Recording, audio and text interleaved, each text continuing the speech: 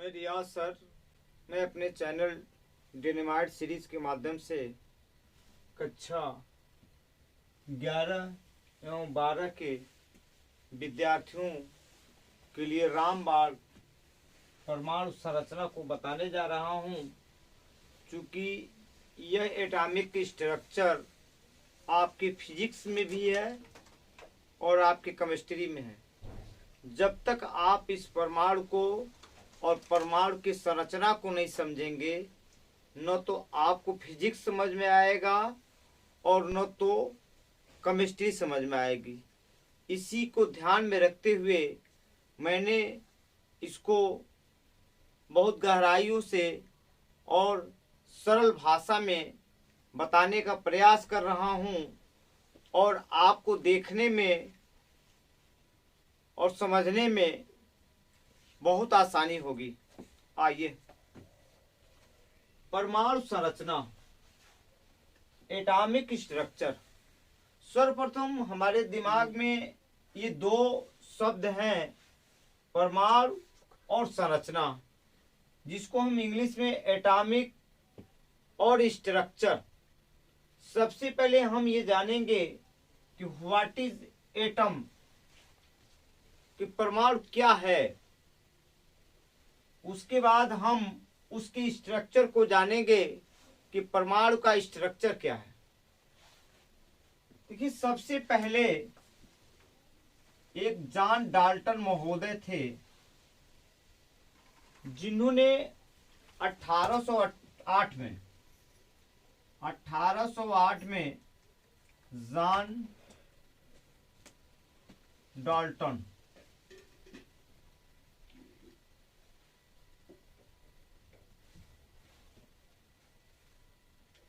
इन्होंने कहा कि जो परमाणु है या एटम है, वह किसी तत्व का वह छोटा से छोटा पार्टिकल है, वह छोटा से छोटा कण है, जिसको हम फर्दर डिविजिबल न कर सकें, अर्थात वह अविभाज्य है। जैसे आप ये देख लीजिए, यदि ये वायर है,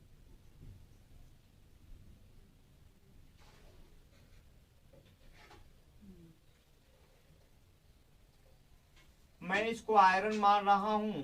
आयरन मीन्स लोहा। ये छोटा सा छोटा छोटा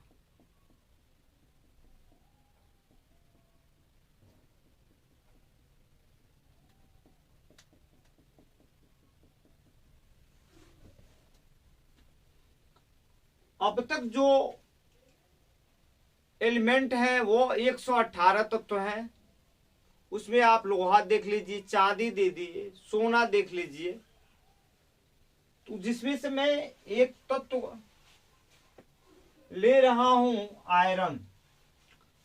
आप उसको जब काटते हैं, एक छोटा से छोटा बुरादा जिसको कह लीजिए, उससे छोटा और कोई टुकड़ा नहीं सकता है। न तो हम उस छोटे टुकड़े को फिर से अविभाज्य कर सकते हैं, विभाजित कर सकते हैं, जिसको इन्होंने कहा वह छोटा से छोटा टुकड़ा, वह छोटा से छोटा पार्टिकल जो स्मॉलेस्ट हो, स्मॉल, स्मॉलर, स्मॉलेस्ट मतलब सबसे छोटा, और दूसरा क्या हो, फर्दर वो डिविजिबल न हो, डिविजिबल न हो, अर्थात अविभाज्य है। अर्थात किसी तत्व के वह छोटा से छोटा कण जो जिसके टुकड़े फिर यदि किए जा सके तो टुकड़ों में विभाजित न हो, उसी को इन्होंने परमाणु कह दिया। और इस परमाणु की उन्होंने एक क्वालिटी बताई। वह क्वालिटी ये बताया उन्होंने कि ये जो परमाणु हैं, छोटे छोटे पार्टिकल हैं, छोटे छोटे जो टुकड़े हैं, वो एक समान बिहेव करते हैं, एक समान व्यवहार करते हैं।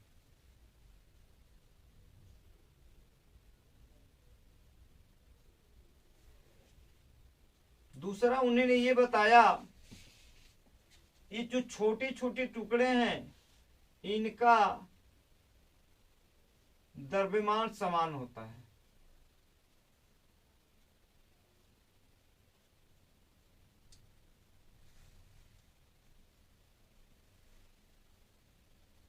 फिर इन्होंने कहा कि इन छोटे छोटे पार्टिकल जिसको हम परमाणु कह रहे हैं, एटम कह रहे हैं, इनका आकार भी समान होता है।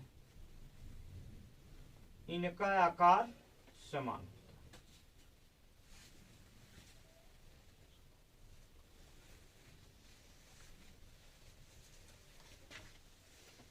तो कुछ समय तक ये जॉन डाल्टन का जो परमाणु संबंधित कंसेप्ट था वो चलता रहा। फिर कुछ समय के बाद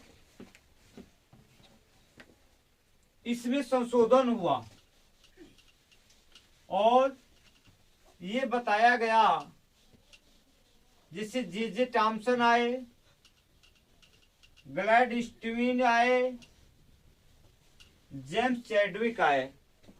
उन्होंने कहा, उन्होंने परमाणु के अंतर्गत उसकी स्ट्रक्चर की बात की कि यह जो हमारी परमाणु है, जो हमारा एटम है, वह इलेक्ट्रॉन, प्रोटॉन और न्यूट्रॉन से मिला हुआ है। उन्होंने कहा कि जैसे मान लीजिए ये पार्टिकल है, 3 पार्टिकल हैं, पार्टिकल। अब आइए इलेक्ट्रॉन की बात करिए, इलेक्ट्रॉन। फिर उसके बाद आया प्रोटॉन, फिर आया न्यूट्रॉन,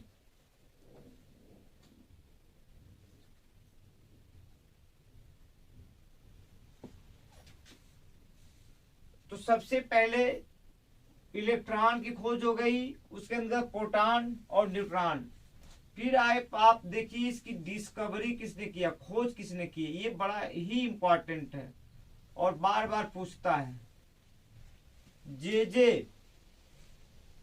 जे थॉमसन या थॉमसन। और इसकी खोज जो है ग्लैडस्टीन ने किया, ग्लैडस्टीन ने किया। न्यूट्रॉन की खोज आप देखेंगे जेम्स चैडविक ने किया, जेम्स चैडविक। अब प्रश्न ये उठता है कि इसकी खोज कब हुई, तो 1869 में हुई।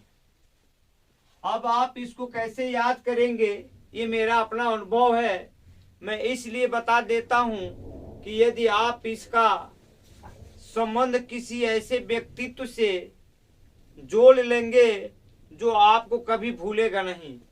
आप यूं जानते हैं कि महात्मा गांधी का जो जन्म हुआ था वो 1869 में हुआ था, 1869 में हुआ था। आप यदि उसका संबंध इससे जोड़ लें तो ये फिर भूलेगा नहीं। तो इलेक्ट्रॉन की खोज जे थॉमसन ने किया था। अब कब किया था, 1869, 1869। आइए ग्लैडस्टीन ने, भाई कहीं कहीं रदरफोर्ड देता है, लेकिन रदरफोर्ड ने इसका नामकरण किया था, जबकि खोज जो है ग्लैडस्टीन ने किया था। तो ये बातें आपको याद करनी होगी कि आप सुधार कर लीजिएगा। तो अब इनकी खोज हुई थी 1886।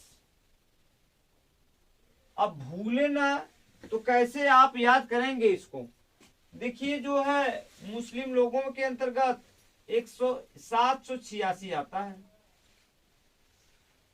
और 786 बड़ा ही इंपॉर्टेंट है, जिसका मीनिंग होता है बिस्मिल्लाहिर्रहमानिर्रहीम। शुरू करता हूं अल्लाह के नाम पर जो बड़ा रहम करने वाला है, he is very kindful, he is very merciful, he is very donator, he is also almighty। तो ये 7 हटा देंगे तो 86 हो जाएगा। इस तरह ग्लैडस्टीन ने 1886 में आपका जो है प्रोटॉन की खोज किया था, जबकि न्यूट्रॉन की खोज 1931 में आपका जेम्स चैडविक ने किया था। किसने किया था? जेम्स चैडविक ने किया था। इस तरह particle, electron, proton, neutron discovery किसने किया था? जे थॉमसन ने किया था, 1869 में किया था, और ग्लैडस्टीन ने 1886 में किया था।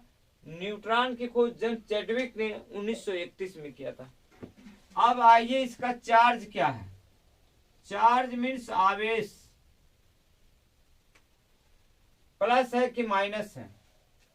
आप इलेक्ट्रॉन को जानते हैं, इसका स्वभाव माइनस होता है, निगेटिव होता है चार्ज, और माइनस 1.6 इंटू 10⁻19 कूलम्ब, जिसको आप गुलाम भी कहते हैं जी। ये चूंकि फ्रांसीसी एक वैज्ञानिक थे, फ्रांसीसी डी कूलम्ब इनका नाम है। फ्रांसीसी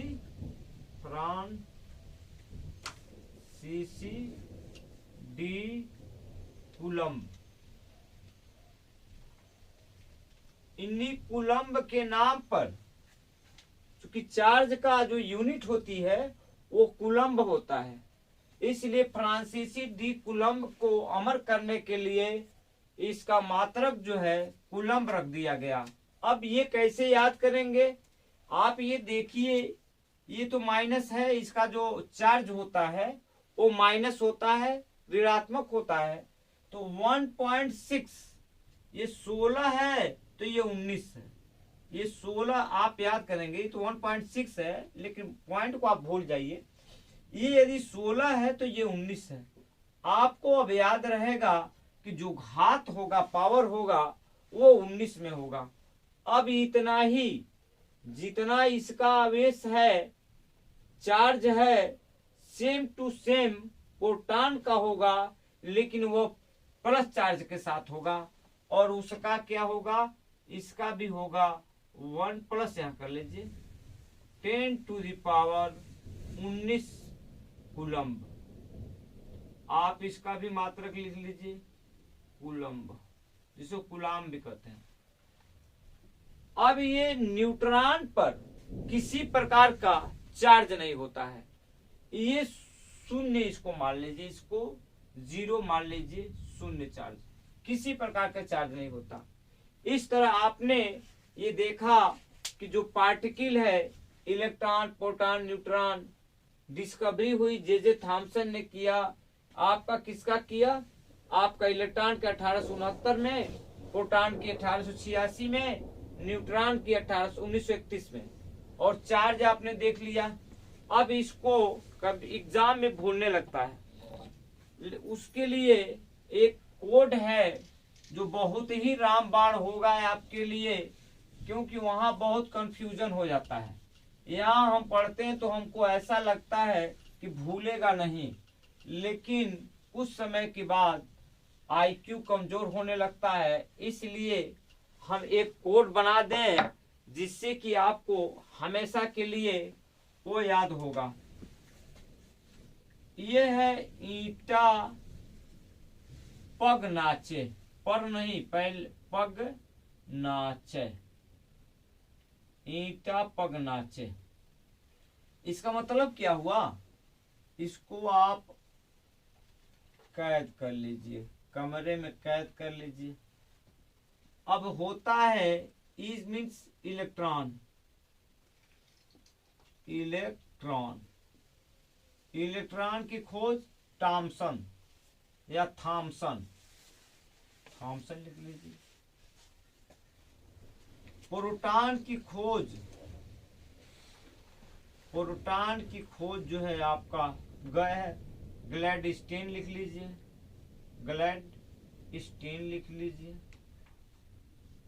ना से न्यूट्रॉन कर लीजिए, न्यूट्रॉन। न्यूट्रॉन की खोज जेम्स चैडविक ने किया था। आप चैडविक लिख लीजिए, चैडविक। इस प्रकार आप, क्योंकि ये कभी नहीं भूलेगा, और ये जो लोग प्रोटॉन का रदरफोर्ड करते हैं वो गलत है, क्योंकि रदरफोर्ड ने उनका नामकरण किया था, जबकि खोज जो है ग्लैडस्टीन ने किया था। इस प्रकार आपने जाना कि इलेक्ट्रॉन, प्रोटॉन, न्यूट्रॉन, ये बताता है कि जो ग्लैडस्टोन ने, जो आपके जॉन डाल्टन ने 1808 का परमाणु सिद्धांत को दिया था, उन्होंने कहा भाई ये बातें आपकी सत्य नहीं है। उस परमाणु में, उस एटम में, उस पार्टिकल में इलेक्ट्रॉन भी होता है, प्रोटॉन भी होता है और न्यूट्रॉन भी होता है। इन्होंने कहा कि अब आप इनकी संकल्पनाएं, जो बीज इन्होंने बोया था उसको पल्लवित पुष्पित करने का कार्य आपके 3 वैज्ञानिक जे टॉमसन, ग्लैडस्टीन तथा जेम्स चैडविक ने पूरा किया। उन्होंने कहा कि जो परमाणु है, जो एटम है, उसकी संरचना इलेक्ट्रॉन, प्रोटॉन और न्यूट्रॉन के माध्यम से होता है। आइए अब हम समझें कि परमाणु, जैसे अगर कोई पार्टिकल है, पार्टिकल में कहूं तो इसका मतलब वो परमाणु है या एटम है। उस परमाणु के नाभिक में न्यूट्रॉन होता है, ये उसका न्यूक्लियस है जिसको हम नाभिक कहते हैं। उसमें न्यूट्रॉन और प्रोटॉन होता है, और उस नाभिक के बाहर अपनी कक्षाओं में इलेक्ट्रॉन रोटेट करते हैं, अर्थात भ्रमण करते रहते हैं, चक्कर लगाते रहते हैं। अगर हम इसको के कहें, यल कहें, यम, यन, और ये इलेक्ट्रॉन है। इलेक्ट्रॉन जो है इस चक्कर लगाते रहते हैं।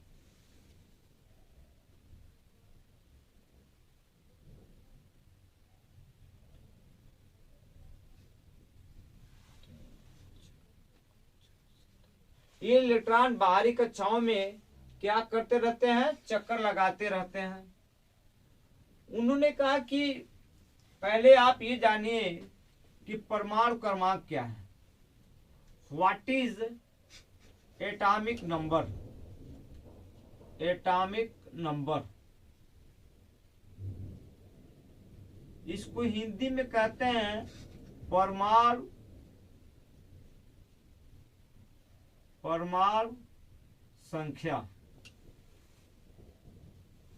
या इसको परमाणु क्रमांक भी कहते हैं।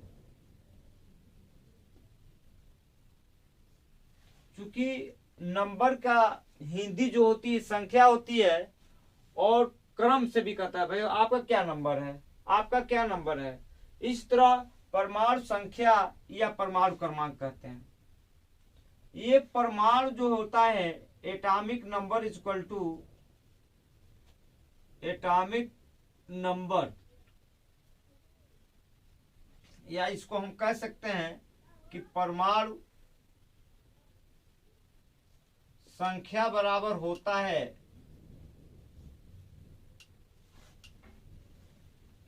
इलेक्ट्रॉनों की संख्या या प्रोटॉनों की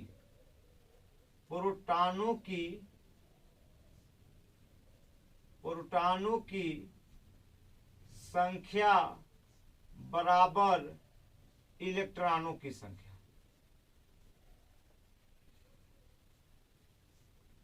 इलेक्ट्रॉनों की संख्या।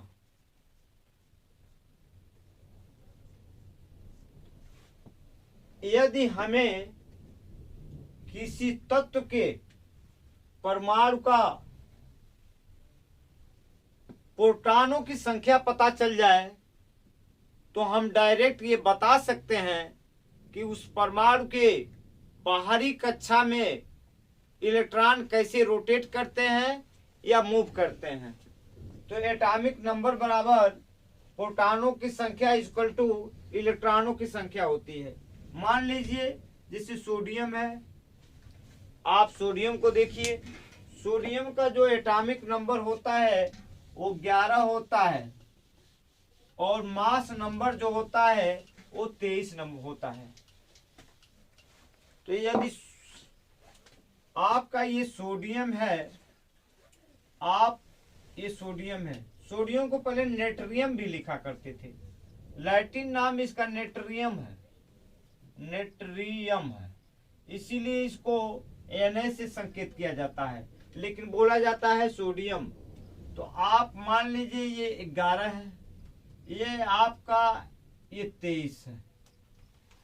तो ये इधर बाएं वाला जो है ये शो करता है कि उस तत्व का ये क्या है, उस परमाणु संख्या है।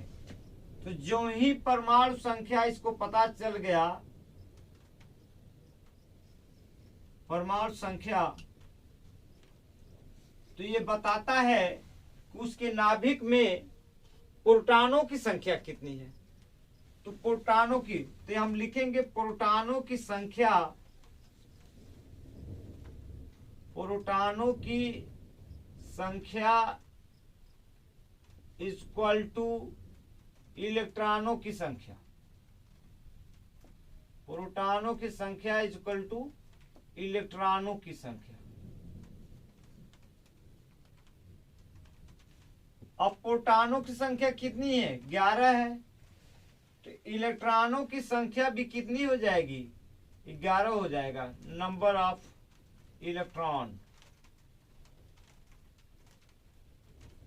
इस तरह आपने ये जाना कि यदि हमें किसी तत्व के परमाणु संख्या पर पता चल जाए उस परमाणु का क्रमांक कितना है, तो हमें प्रोटॉनों की संख्या और इलेक्ट्रॉनों की संख्या के विषय में जानकारी हो जाएगी। अंतिम जो है वो है परमाणु द्रव्यमान या द्रव्यमान संख्या हम कह सकते हैं, एटॉमिक नंबर। चलो एटॉमिक नंबर, एटॉमिक नंबर का मतलब यह हुआ कि परमाणु द्रव्यमान या परमाणु या द्रव्यमान संख्या आप लिख सकते हैं। तो आप ये देखेंगे कि नाभिक में न्यूट्रॉन और प्रोटॉन होता है, तो जो आपका द्रव्यमान संख्या आएगा तो आप लिख देंगे न्यूट्रॉनों की संख्या, न्यूट्रॉनों की संख्या धन प्रोटॉनों की संख्या, प्रोटॉनों की संख्या, न्यूट्रॉनों की संख्या इक्वल टू प्रोटॉनों की संख्या। इस तरह आपको पता ये चल गया कि परमाणु क्या है। परमाणु किसी तत्व का वह छोटा से छोटा कण है जो उसको फर्दर डिवीजन न किया जा सके, फिर आए थॉमस। इस प्रकार आपने बहुत ही अच्छे तरीके से इसको समझा और मैं यह महसूस करता हूँ कि आप लोग बहुत ही अच्छे तरीके से इसको समझेंगे। जय हिंद, जय भारत।